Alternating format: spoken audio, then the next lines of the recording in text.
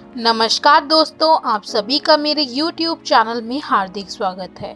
दोस्तों, आज मैं आपको बताऊंगी गुस्से को काबू में कैसे करें। तो दोस्तों चलिए जानते हैं। क्या आपने एंग्री बर्ड मूवी देखी है? वैसे तो यह बच्चों की मूवी है, लेकिन इसमें हम बड़ों के लिए भी एक सीख दी गई है। इस मूवी में मुख्य किरदार बहुत ही गुस्से वाला था और इसका कारण था कि वह बर्ड्स की बस्ती से दूर समुद्र के किनारे घर बनाकर रहता था। जब वह अपने गुस्से पर नियंत्रित करना सीख जाता है तो वह बस्ती का हीरो बन जाता है। मूवी में यह सीख मुख्य रूप से दी गई है कि गुस्सा किसी भी चीज का हल नहीं होता। यह बात सच है कि गुस्सा यानी क्रोध एक प्राकृतिक और सामान्य भावना है और यह व्यक्ति की बुनियादी भावनाओं में से एक है। यह व्यक्ति की शारीरिक प्रतिक्रिया है। अगर ये कहें कि गुस्से व्यक्ति की खुशी और गम की तरह एक भावना है तो यह गलत नहीं होगा, लेकिन कभी कभी किसी का गुस्सा इस हद तक बढ़ जाता है कि वह खुद की जिंदगी और दूसरों की खुशियों पर असर डालने लगता है। बहुत से लोग ऐसे भी होते हैं जिन्हें गुस्सा तो आता है मगर यह मानने को तैयार नहीं होते कि वह गुस्से वाले स्वभाव के हैं, जबकि यह सच होता है कि उन्हें गुस्सा आता है तो वह आउट ऑफ कंट्रोल हो जाते हैं। ऐसे में वह जिन्हें प्यार करते हैं उन्हीं को नुकसान पहुंचाने लगते हैं। हम में से बहुत ही कम लोग होते हैं जो यह मानने को तैयार होते हैं कि वह उनका स्वभाव गुस्से वाला है। आज मैं आपसे अपने गुस्से की पहचानने के साइंस तथा उनसे कैसे निपटा जाए इसी विषय में बात करूंगी।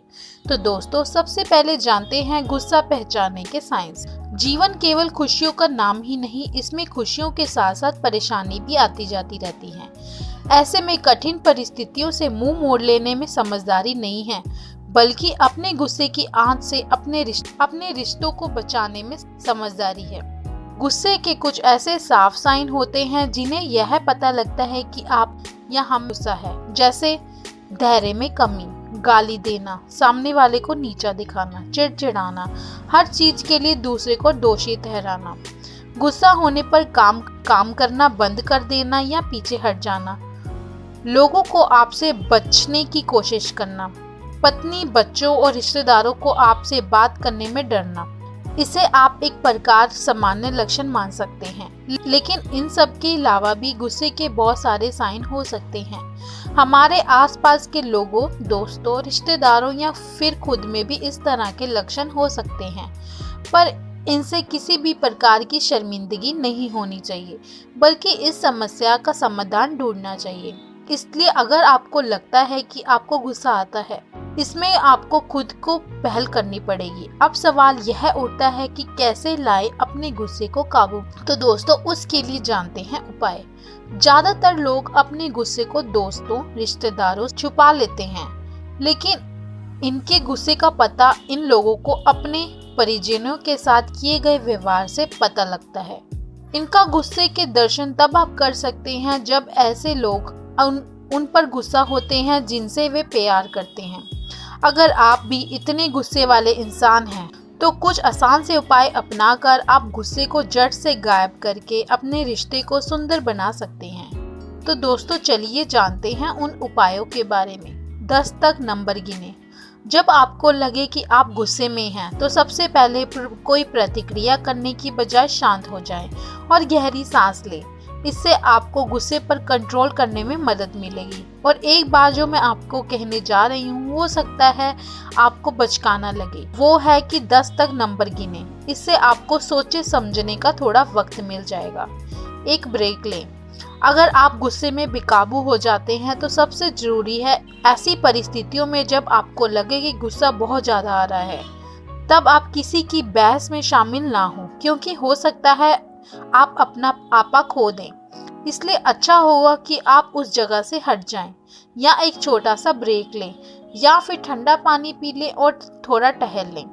इस तरह से दूसरा व्यक्ति शांत हो जाएगा, तब अपने चर्चों को दोबारा शुरू कर सकते हैं। पहचानने गुस्से का कारण। गुस्से से डील करने के लिए सबसे जरूरी होता है यह पता लगाना कि किन परिस्थितियों के कारण गुस्से को बढ़ावा मिल रहा है।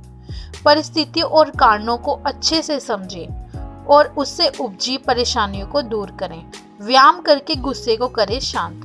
व्यायाम और विश्राम के साथ आप अपने गुस्से के स्तर को कम करने की कोशिश कर सकते हैं। कुछ एक्सरसाइज जैसे स्विमिंग, मॉर्निंग वॉक या योग से गुस्से को कंट्रोल किया जा सकता है। सुबह की ताज़ी हवा में प्रकृति के साथ कुछ समय रहना, गहरी सांस लेना आदि से भी मन को सुकून देना और गुस्से पर काबू पाने में बेहद फायदेमंद रहेगा। इसलिए आपने दैनिक जीवन में ध्यान और योग करना जरूर शामिल करें।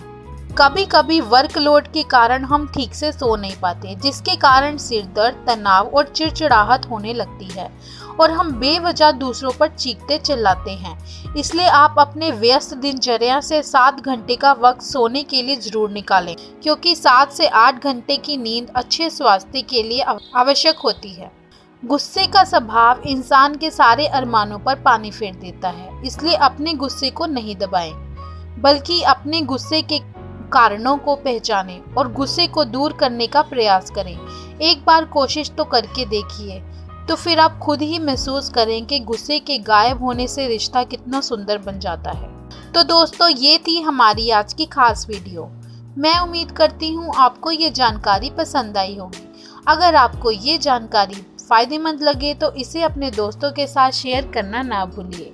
इसे ज़्यादा से ज़्यादा शेयर करके ज़्यादा लोगों तक इस जानकारी के बारे में जरूर बताएं, ताकि किसी और का भी भला हो सके। और मेरे चैनल को सब्सक्राइब करना ना भूलिए। तो दोस्तों, फिर मिलेंगे एक और नई वीडियो के साथ। Till then, take care and thanks for watching.